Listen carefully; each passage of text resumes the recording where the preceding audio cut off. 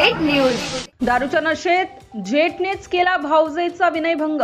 महिला मुलींवरील अत्याचाराच्या घटना थांबण्याचे नाव घेत नसून तालुक्यातील एका गावात नात्याने जेठ असलेल्या इसमाने दारूच्या नशेत भाऊजेचा विनयभंग केल्याची घटना घडली।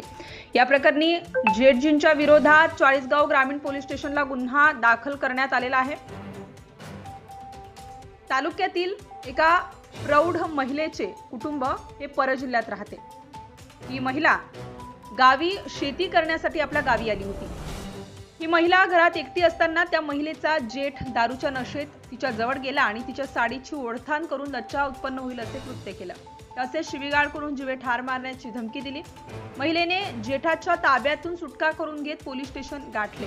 या प्रकरणी महिलेच्या फिर्यादीवरून संशयित खुशाल पवार याच्या विरोधात 31 मार्च रोजी चाळीसगाव ग्रामीण पोलीस स्टेशनला भारतीय न्याय संहिता कलम 74, 115, 2, 352, 355 प्रमाणे गुन्हा दाखल करण्यात आला आहे। Bureau report Murad Patel, Chalisgaon. Subscribe now and press the bell icon.